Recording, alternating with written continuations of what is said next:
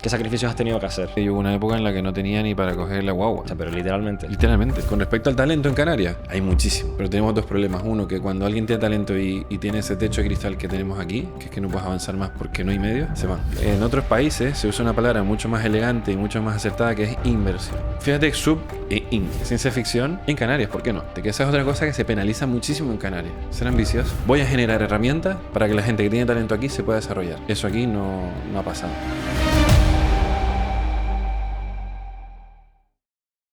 Bienvenidos a una nueva temporada de No me tires del carrete, el podcast sobre el audiovisual en Canarias. Y antes de comenzar, quería dar las gracias a Sigel, una inmobiliaria de aquí, de Las Palmas de Gran Canaria, por prestarnos sus oficinas para estos primeros programas. Espero que podamos seguir aprendiendo y sacando contenido de valor de los invitados que pasen por aquí. Y hoy le toca el turno a Armando Ravelo. Armando Ravelo, director de cine con cierta trayectoria ya, ¿no? Bueno, Bueno, empezando en realidad. empezando. Sí. ¿Consideras que estás empezando en tu carrera?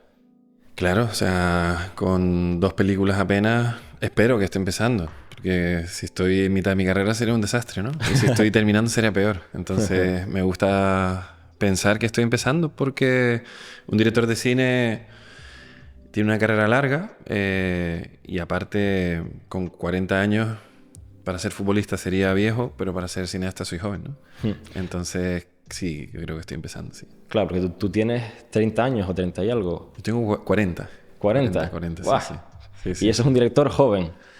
Sí, bueno, en realidad hay directores mucho más jóvenes, claro. O sea, hay gente que con 20 años ya ha hecho películas, ¿no? Y yo, por ejemplo, mi primera película la hice con 37, creo que fue. 36. Que fue una TV movie que hicimos para la televisión canaria, infantil, que se llama La Tribu de las 7 Islas. ¿Cómo se llama? La Tribu de las 7 Islas. Fue una peli que, perdón, pasó muy poquito por cine y luego se emitió en televisión y con muy poquito presupuesto. O sea, lo hicimos con 4 duros, de forma muy precaria. Pero bueno, salió al final y eso fue mi primera experiencia dirigiendo un largo. Muy difícil, muy duro.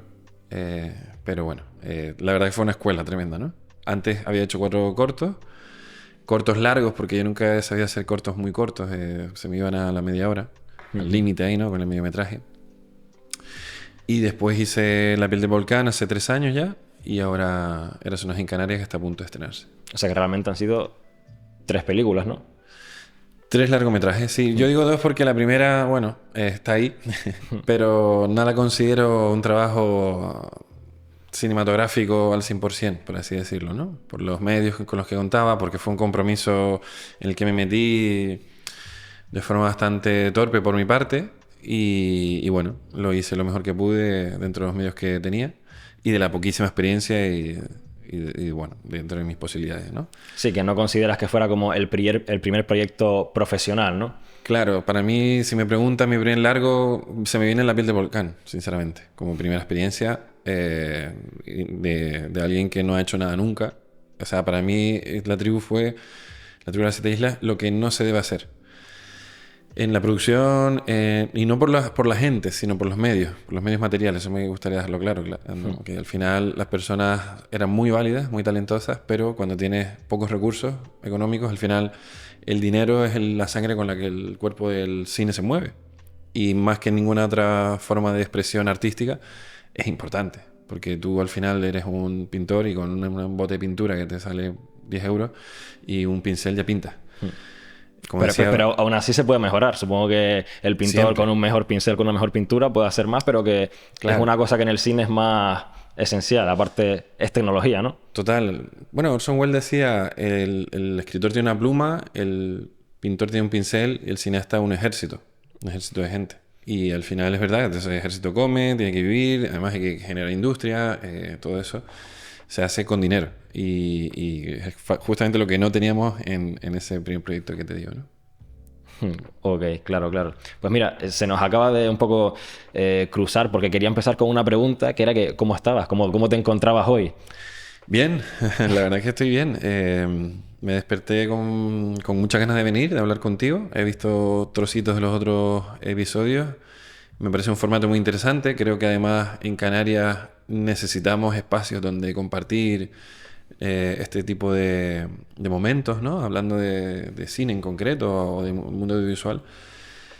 Y hacía mucha ilusión, entonces que estoy muy bien.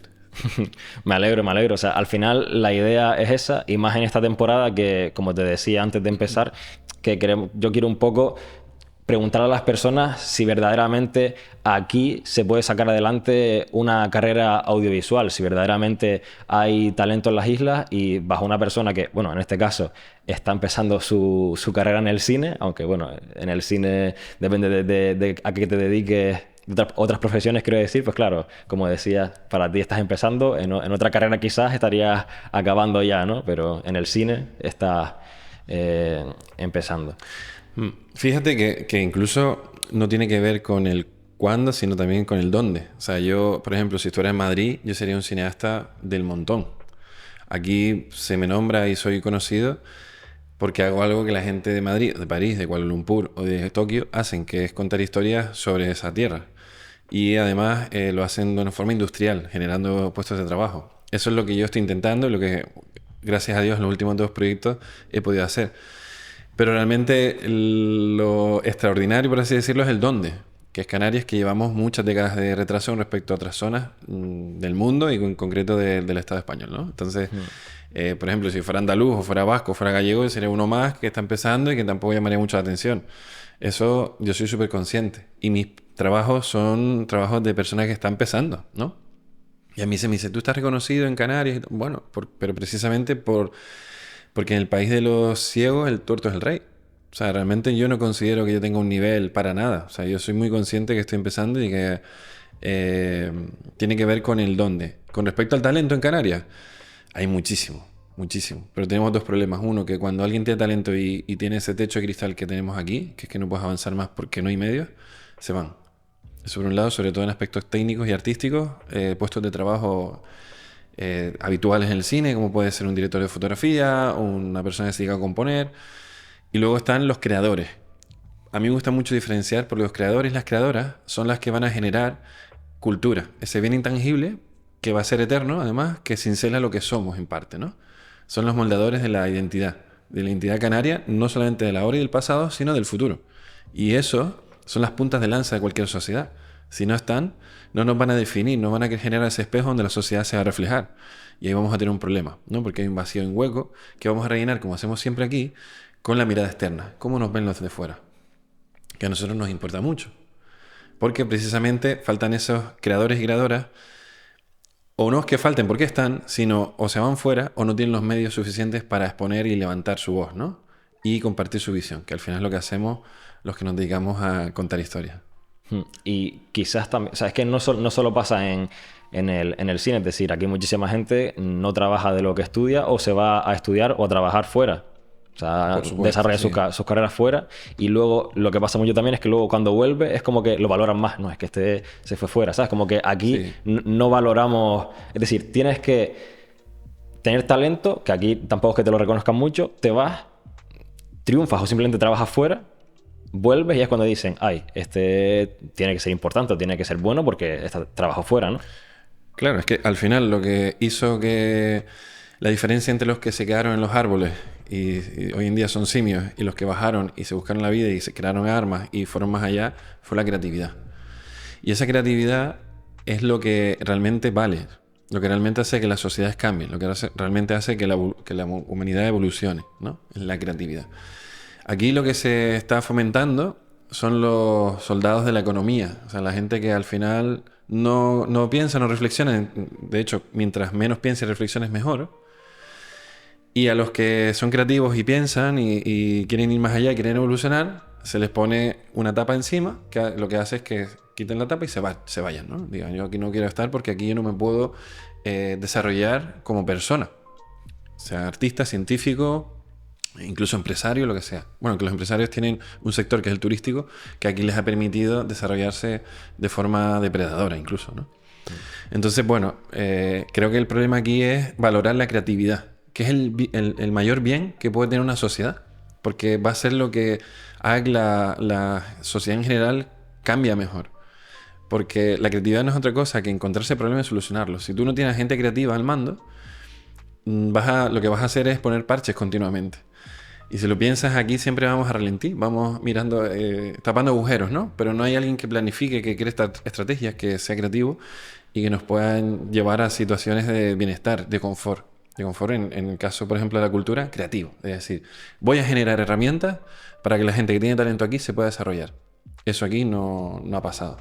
Lo que pasa, lo que hay son escapes hacia adelante, ¿no? Como improvisaciones, cambios de bandaje. Luego una cosa... ¿Y a qué tipo de cosas, perdona que te interrumpa, a qué tipo de... O sea, ¿a qué te refieres exactamente? ¿Cuáles son esos agujeros que se tapan y esas herramientas que no se aportan para que se desarrolle esa creatividad? Mira, no hay más que mirar, por ejemplo, otros sitios. Por ejemplo, Cataluña, Andalucía, Galicia, País Vasco, ¿no? Que son además lugares con mucha identidad y con industrias potentes de cine y además con una cultura que ellos defienden a ultranza, ¿no? Ellos lo que hacen, por ejemplo, es generar herramientas para que sus creadores y creadoras desde allí alcen su voz al mundo, crean altavoces.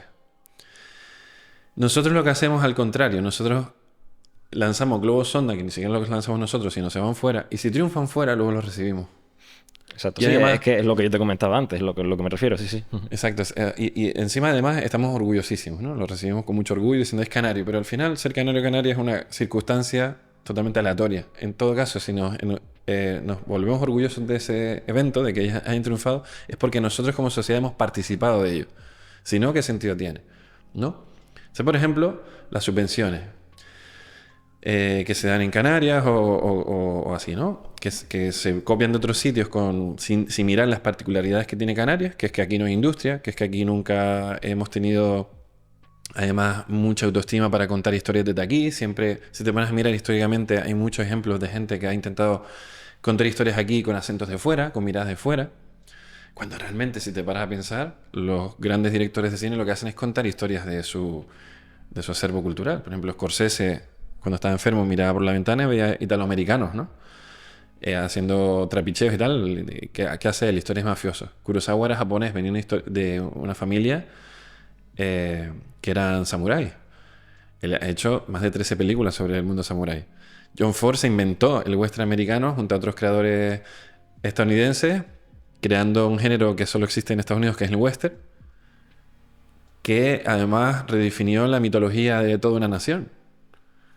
Entonces, si lo piensas, es una mirada a la identidad constante, para compartirla con el mundo. No es una identidad cerrada y que encorseta, sino es una identidad que eleva y que hace que conectes con otras culturas.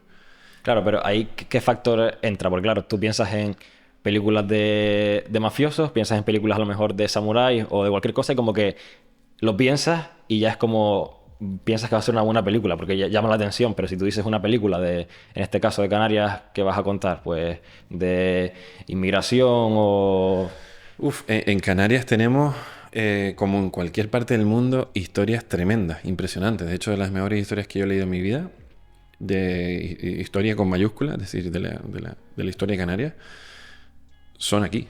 Bueno, es que también entra el factor de que esté bien contada. O sea, cualquier cosa si está bien contada, claro, es interesante, ¿no? O sea, nos hemos comido historias del creador de Facebook. O sea, y tiene un Oscar esa película. ¿Cuál? La de la red social. El dilema de... No, eso no. La red social, la de David Fincher. No lo he visto, vale. No. Bueno, un peliculón que nos está contando la historia de Mark Zuckerberg, que es súper interesante. Lo que pasa es que cuando salió la noticia que se iba a contar la historia de Facebook, la gente decía, pero ¿qué nos van a contar de Facebook? Y luego era un drama shakespeariano prácticamente, ¿no? De traiciones y de intrigas y demás. Como bien dices, es la forma. Pero es que además el contenido de la historia de Canarias es impresionante, es espectacular. Aquí se han sucedido las mayores batallas de la historia del Imperio Español contra los guanches. Un pueblo, por ejemplo, que siendo tecnológicamente muy inferior, resistió años y años a una invasión feroz por parte de europeos que venían aquí a conquistar de forma salvaje, ¿no? Y no solamente eso, sino después el pueblo canario ha sido un pueblo oprimido constantemente a lo largo de los siglos. Aquí ha habido esclavitud encubierta prácticamente hasta el siglo XX, con los aparceras. Y hay historias muy, muy heavy, muy fuertes, de todo tipo, además piratas, esclavitud indígena canaria, esclavitud negra, el encuentro de la negritud con los indígenas canarios, que incluso cuando los guanches alzados en Tenerife o en Gran Canaria también pasó, se iban a los montes a resistir, muchos negros que se escapaban esclavos se iban con ellos. O sea, hay historias impresionantes. Y además recientes también. Y es más, yo puedo contar una historia de ciencia ficción en Canarias, ¿por qué no? Y con acento canario. O sea, una cosa que a la gente le chocaba cuando la piel de volcán, algunos para bien y otros para mal, era el acento canario. Y mucha gente decía, que esto es muy curioso también, que el acento no era natural o que no eran buenos actores para que hablaran en canario. Eso es un prejuicio absoluto de la mente colonizada del canario, la Canaria media. Porque en realidad, cuando tú oyes a un actor de Madrid o de Valladolid o donde sea y está interpretando, al final tienen lo que llaman el español neutro. Ellos hacen una especie de español que realmente no existe, que es un código, una convención para que se entienda y para que, ¿no? Y para que sea una cosa como neutra, que como digo, el acento neutro español es una quimera, no existe. Uh-huh. Pero no estamos acostumbrados. También pasó con el andaluz, cuando la serie La Peste se creó, de Alberto Rodríguez. Se creó una polémica tremenda porque decían que no se entendía, que Bollero llegó a decir que si se podía subtitular, le pidió Movistar Plus, ¿no? Es falta de costumbre. Fíjate que España es un país en el que, pese a ser un estado que hay mucha diversidad, desde la centralidad de la capital no han sabido llevar y respetar esa diversidad. Por ejemplo, cuando dicen los actores canarios que tienen que cambiar su acento en Madrid. Por supuesto, porque el problema no es que hablen canario, sino que no hay personajes canarios. Claro, porque realmente si un canario va a interpretar, pues que interprete a un canario, ¿no? Si quiere hablar en su acento, claro. O sea, el problema es que siempre que nos han representado, pues son con estereotipos de humor, muy poquito además, pero sí. Pero ¿cuántas pelis has visto españolas en donde hay un personaje canario que hable canario porque es canario? Ya está, punto. Que no sea ni gracioso, ni vago, ni platanado, ni nada, sino simplemente una persona canaria Y al final tiene que ver con la representación, que tanto se está hablando, por ejemplo, con el tema racial. Nosotros al final, en este sentido, estamos racializados por nuestro acento, porque no estamos representados en el cine. Si lo piensas, ni en las series tampoco. Entonces la gente dice, es que cada vez se habla más con el vosotros, cada vez los niños usan menos palabras canarias. Pues claro, pues si no generamos contenido visual, que es el que más se consume hoy en día, con nuestra forma de hablar, esto se va a perder. Uh-huh. Y no solamente eso, sino la identidad, tú te ves reflejado en historias constantemente, ¿no? Tú ves una película y aprendes y te la llevas y la vivencias. Si tú no ves películas que te emocionen de tu cultura, tú no te vas a nutrir de eso y al final la vas a terminar dejando a un lado y se va a volver obsoleta en contraposición de un machaque continuo que viene desde dos frentes, que es el resto de España, que es donde vienen las películas españolas, y Estados Unidos principalmente, ¿no? Hago esta pequeña pausa para decirte que si tienes o conoces a alguien que disponga de un local, unas oficinas o un negocio en el que se podría grabar No me tires del carrete, pues agradecería que nos escribieras por Instagram para ver si podemos llegar a algún tipo de acuerdo o realizar alguna colaboración. Igual puede que sea un poquito locura lo que te voy a decir, pero no podría ser que también como que hasta llevemos un poco en la sangre esa falta de valorar en este caso el acento o la cultura canaria. Hombre, eso tiene razones históricas, que no terminemos de valorar lo nuestro de una forma madura, porque sí lo valoramos de una forma pueril e infantil, y ahora me explico, como sociedad. Esto lo he hablado con amigos que son sociólogos, antropólogos, que saben muchísimo más que yo de eso, porque yo no soy experto en nada en realidad, como buen director de cine. Tienes que ser un poco de todo, pero mucho de nada. Pero en concreto en esto sí soy de la firme opinión de que tiene claras raíces históricas. O sea, Canarias es un lugar que nace de una conquista, de una mezcla forzosa, donde nuestra base materna, las mujeres la mayoría eran indígenas. Y los hombres que venían eran colonizadores, no todos, pero muchos sí, ¿no?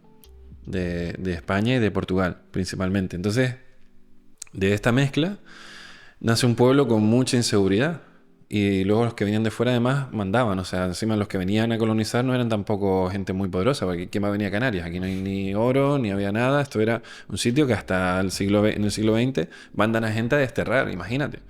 O sea, esto no era nada importante, empieza a ser importante por el puerto, que principalmente lo manejan ingleses, ¿no?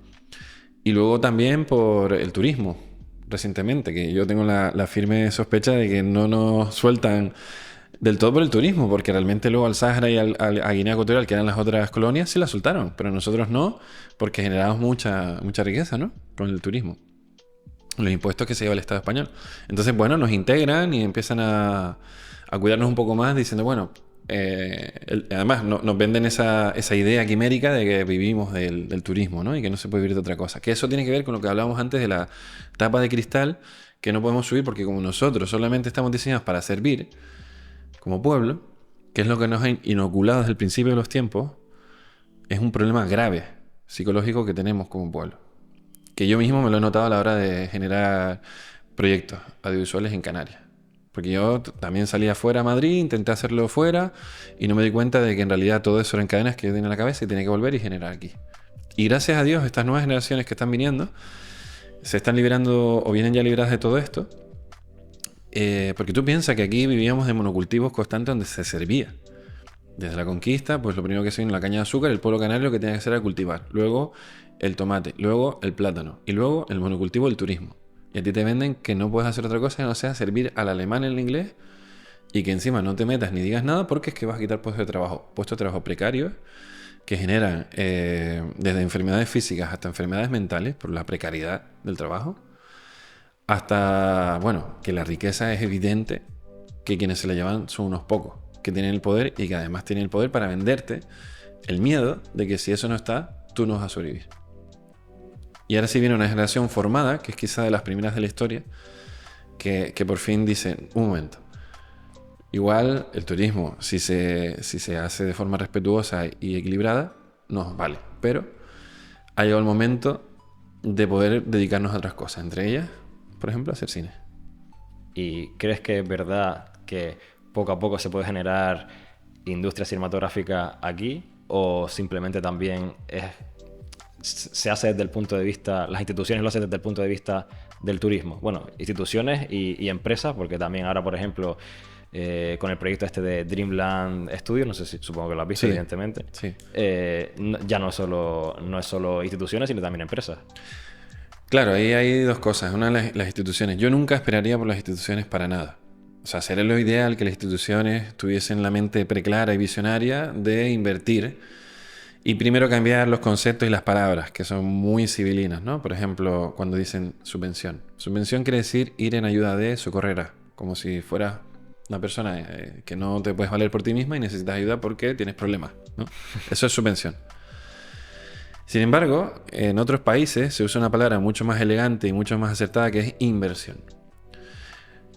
Fíjate, sub e in. ¿Por qué? Porque cuando tú inviertes en algo, lo que estás haciendo es adelantar una cantidad que luego eso te va a hacer crecer, generar. ¿Por qué? Porque tú cuando inviertes en cultura estás generando riqueza porque ese dinero lo vas a repartir entre trabajadores y trabajadoras que van a realizarse profesionalmente. Y luego te van a dar un bien intangible, impresionante, y además que para mí no es un lujo, sino es una necesidad absoluta, que son joyas o monumentos culturales en forma de películas, en forma de series, en forma de, ¿no?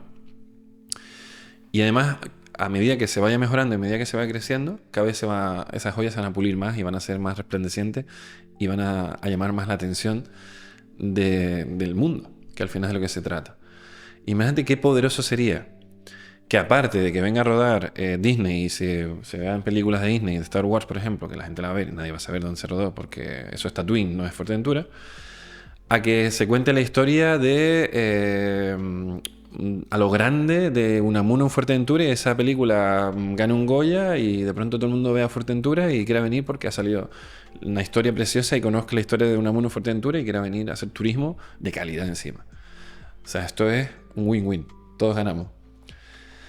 Pero falta verlo, falta primero que la propia sociedad canaria lo vea, lo reclame y luego los creadores y las creadoras somos los primeros que tenemos que estar ahí.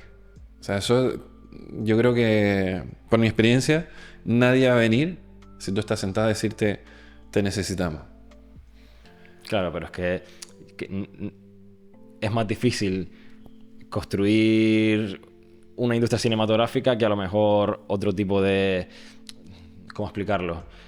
que no es que tú quieras hacer, en este caso Armando Ravelo quiere hacer una película, como acabas de decir, de Unamuno, la haces y te va a salir fantástico, sino que como necesitas esa inversión que no la hay, a no ser que seas un empresario con muchísimo dinero y quieras invertir en eso, no creo que sea fácil que a corto plazo lo hagas, ¿no? Porque imagínate, pelotazo con esa película que sea súper interesante, hace falta dinero, como bien decíamos al principio, detrás, ¿no? Claro, y eso viene con la planificación al final. O sea, que todo está relacionado, o sea, en la conversación que estamos teniendo.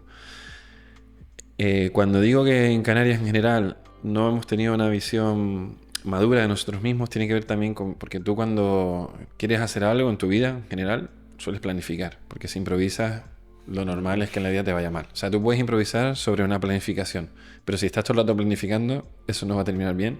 Es jugar a los dados, ¿no? Te puede terminar bien, pero evidentemente pues tiene más visos de desastre. Entonces yo creo que Canarias es un sitio en que en general no nos hemos reflexionado nosotros mismos como pueblo, y esto deriva en que vayamos como un pollo sin cabeza. Y que no haya un plan, no haya una estrategia y no haya una forma de... un camino, ¿no? Y la paciencia. Somos muy cortoplacistas. Somos un pueblo... Además, la experiencia mía ha sido así. Gente que se te acerca y tienes todo su apoyo. Además, muy noble. El canario siempre es muy noble, muy dado y tal. Pero muy poco paciente. Enseguida se desanima o enseguida ve problemas o enseguida... Bajo mi experiencia, ¿no? Y son muy pocas las que ven más el camino a largo plazo y dicen, venga, vamos a apretar los dientes aquí, venga, te voy a apoyar aquí, venga, vamos a aguantar, venga, a resolver los conflictos hablándolo, No. Siempre hay pues formas bastante infantiles de enfrentar ciertas situaciones, ¿no? Por lo general, estoy generalizando muchísimo, ¿no? Y yo echo mucho en falta pues verlo a largo plazo, porque por ejemplo una industria cinematográfica en un sitio como Canarias donde falta tanto autoestima y tanta autoconciencia y necesidad de reflexionarnos, como decía, para dejar de vernos en ese espejo externo y empezar a crear nuestro espejo donde mirarnos y decir, vale, esto somos y esto es lo que queremos, ¿no? Pues yo creo que es eso, que necesitamos pararnos un segundo y decir qué es lo que queremos primero y cómo llegamos a ello. Segundo. Para mí eso es la clave. Es que, o sea, que te quiero preguntar que sí, vale, hay que pararse a replantearse nuestra identidad y planificar, pero ¿quién es y cómo? ¿Sabes lo que te quiero decir? Bueno, yo creo que somos las personas creadoras las que tenemos que ser los primeros. Tenemos que estar ahí. Yo creo que ese techo no se va a romper hasta que nosotros no reclamemos ese espacio como nuestro. Creo que en parte es responsabilidad o en parte o en todo, ¿no? Porque si lo piensas, muchas veces lo que sucede es que nos paramos a quejarnos y a instalarnos en una especie de victimismo que aparte de no traer nada bueno es totalmente inútil. O sea, Sí, es que quejarse pero sin hacer nada, o sea, lo típico. total, y realmente la queja es legítima y tenemos razón en eso, ¿no? Pero una forma de quejarse es reclamar, y reclamar tiene que ver con, primero, existo, estoy aquí, y luego además tengo derecho a contar esto. Porque para mí, como persona creadora que hace cine, yo me lo tomo una responsabilidad contar historias, ¿no? Es mi forma de verlo. Y es un derecho y para mí es un deber también. Yo he hecho cortos sin un duro y he hecho la última película con 1 millón de euros. Era una vez en Canarias. Y en realidad no hay mucha diferencia entre una cosa y otra. La única diferencia es que en una la planificamos muy bien y fuimos reclamando lo que pensamos que era nuestro derecho. Porque creo que esa es la actitud que todas las personas que se dedican a esto tienen que tener. O sea, no solamente yo. Evidentemente, tienes también que saber en qué posición estás, en qué momento estás, ¿no? Cuando estás empezando a hacer un corto no vas a pedir 1 millón. Yo, por ejemplo, no voy a pedir 10 millones. O sea, tienes que ser también realista, ¿no? Y saber en qué momento estás, en qué a dónde puedes lograr llegar. Pero sí que tienes que ser ambicioso sanamente, que esa es otra cosa que se penaliza muchísimo en Canarias, ser ambicioso. A ti, si tú tienes aspiraciones, te dicen eres un enterado, eres un creído, ¿quién se cree este tío? Hay muchísima envidia. Yo eso lo he vivido, lo he sufrido, ¿no? Y lo sigo viviendo y lo sigo sufriendo. Cada vez menos porque cada vez me da más igual, ¿no? Y al final te das cuenta de que la envidia, si no la miras, no existe, ¿no? Es una cosa amarilla y pestilente que está detrás de ti, pero no tienes por qué, ¿no? Porque además yo creo que en vez de envidiar, lo que tienes que hacer es copiar las cosas buenas que tiene la persona, ¿no? En el caso mío, si no te gusta mi cine, no lo copies, pero si ves que yo trabajo y consigo hacer películas aquí en Canarias, que es muy difícil, mira cómo lo hago, a lo mejor tú lo puedes hacer también, ¿no? Yo no sé dónde leí que decían que la envidia es admiración mal gestionada. Sí, Y claro. esto... Sí, porque tú, cuando tú envidias a alguien, tiene algo que tú quieres. Y eso algo que tú quieres es, ya sea una cosa, o sea, una cualidad, o sea, una posición, lo que sea, tú la estás admirando. Efectivamente, o sea, tú realmente estás con la necesidad de tener lo que la otra persona posee. Y eso genera la envidia. Y de ahí vienen las críticas. No hablo de las críticas ponderadas y realistas de alguien que se acerca a tu obra o las ve, ¿no?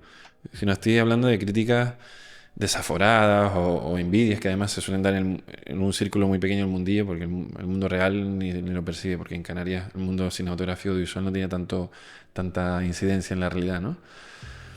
Pero sí, yo creo que la ambición es una cuestión indispensable para cualquier persona que haga algo para compartir. Y además está relacionada con la autoestima, que es algo súper bueno. O sea, es diferente a que tú te creas más de lo que eres o que te creas superior a alguien, ahí estás muerto.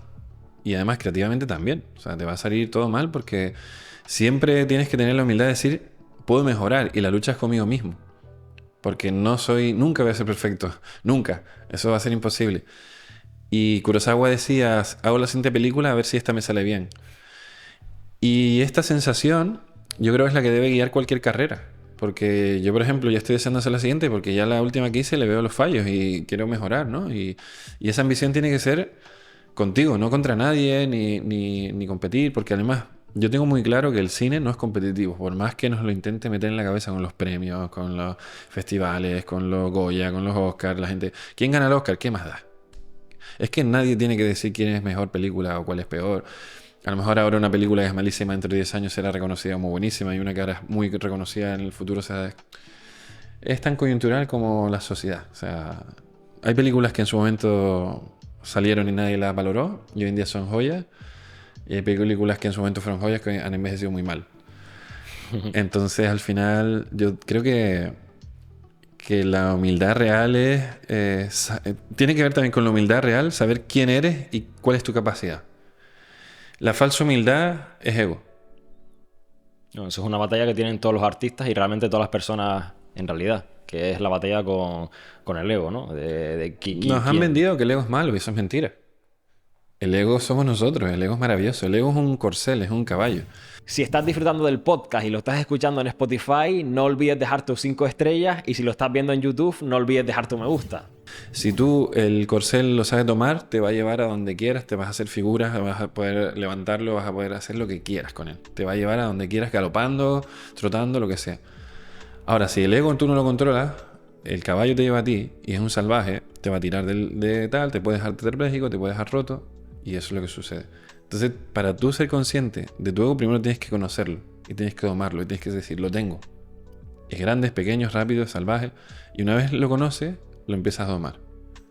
Y lo usas para crear. Lo que no puedes hacer es negarlo, porque si lo niegas, él va a seguir existiendo y te va a seguir llegando donde quieres. ¿Lo dices en base a experiencia? ¿Has tenido problemas con el ego? Claro, o sea, yo creo que cualquier persona... Primero en la vida todos hemos tenido problemas con el ego. Para bien o para mal, porque también creo que cuando uno está... uno se niega a sí mismo, como digo, también es problemático, ¿no? Al final, el negar el ego o verte como algo menor, o verte como algo pequeño, o como verte algo que no vale, eso es algo terrible, ¿no? Y produce mucha insatisfacción, frustraciones e infelicidad. Y hoy se premia eso, ¿no? Qué humilde es. A veces qué humilde es, no se valora, y se lo piensa.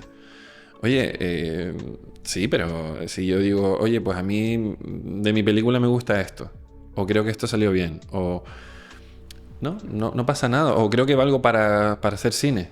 Creo que me merezco hacer otra película. Creo que puedo seguir. Porque si honestamente creyera que no valiese, lo dejaría.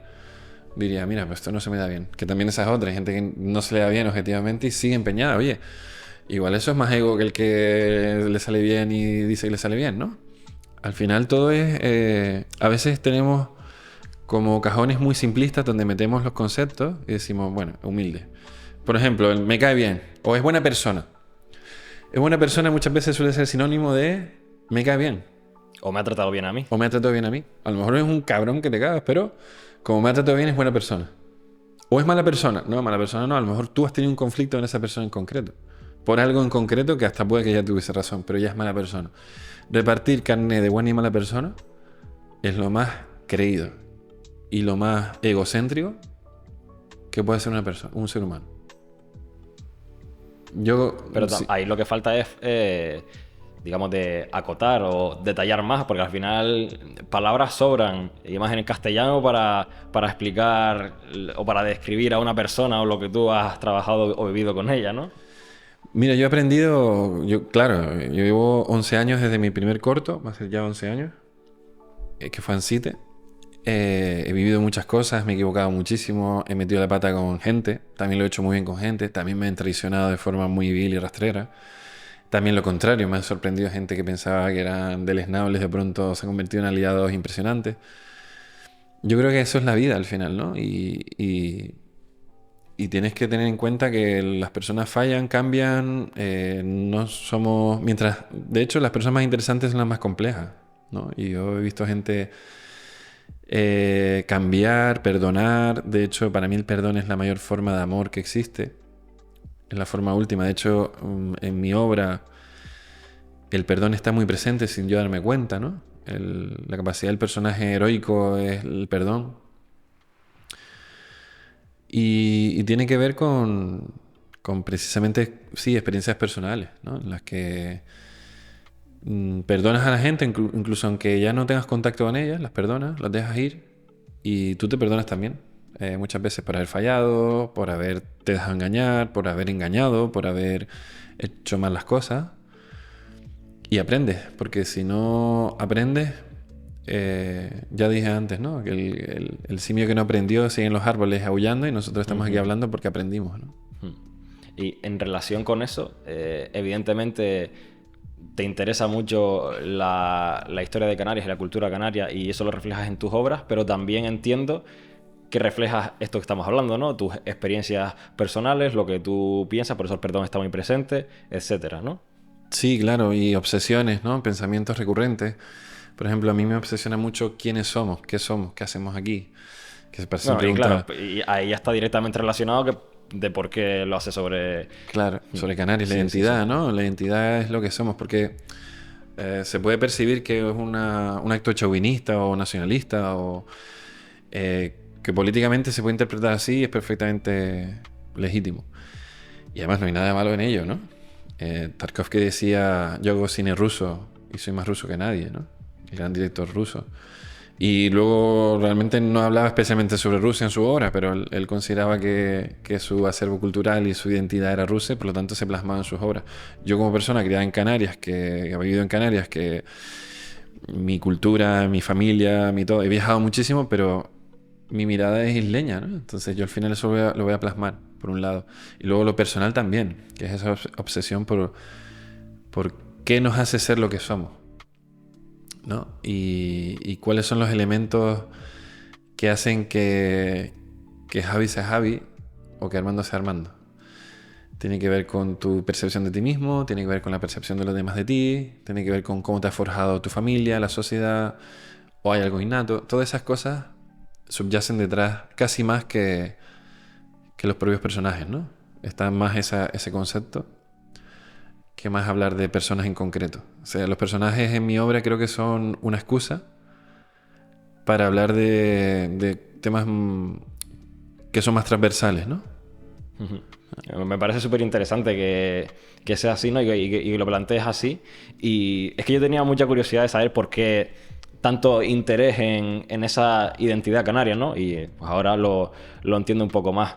También, antes de acabar, te quería preguntar una cosa que creo que para directores de cine o para gente que se dedica al arte es una pregunta interesante, y es que o sea, ¿qué es lo que has tenido que sacrificar de tu vida para poder dedicarte al arte? ¿Qué sacrificios has tenido que hacer? Uf, qué buena pregunta. ¿Qué sacrificios he tenido que hacer? Pues Porque, bueno, estoy ya suponiendo que has tenido que hacer sacrificios, ¿no? Porque siempre dice que dedicarse al arte sí, es claro. complicado, ¿qué tal, no? Pues... Hombre, por un lado se hacen sacrificios materiales, sobre todo al principio, ¿no? Literalmente yo hubo una época en la que no tenía ni para coger la guagua.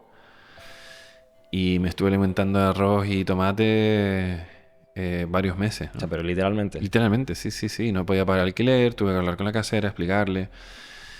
Sí, sí, sí. Hubo una época muy dura, muy difícil. Yo tenía muy claro que me quería dedicar a esto y además en Canarias y desde Canarias. Y bueno, fue una época muy dura, muy difícil. También en lo personal, psicológicamente me afectaba mucho, ¿no? Yo tuve mis cosas guardadas en cajas en casa de un amigo 3 años, porque compartía piso con 30 y pico años, con un hijo, siempre atendiendo las necesidades familiares de mi hijo y tal. Eso nunca, nunca lo desatendí. Pero sí es verdad que lo pasé realmente mal en lo material, ¿no? Pero también me di cuenta que a medida que hacía esos sacrificios materiales, venían después sacrificios personales y mentales, ¿no? Y había una parte de mí que literalmente fui tallando, que era bastante nociva realmente, y que tenía que ver con un peso que no me dejaba terminar de volar, por así decirlo, ¿no? En todos los sentidos. No me terminaba de dejar de creérmelo, no terminaba de dejar... yo me sentía muy inseguro también, ¿no? Por la situación material y por la situación social.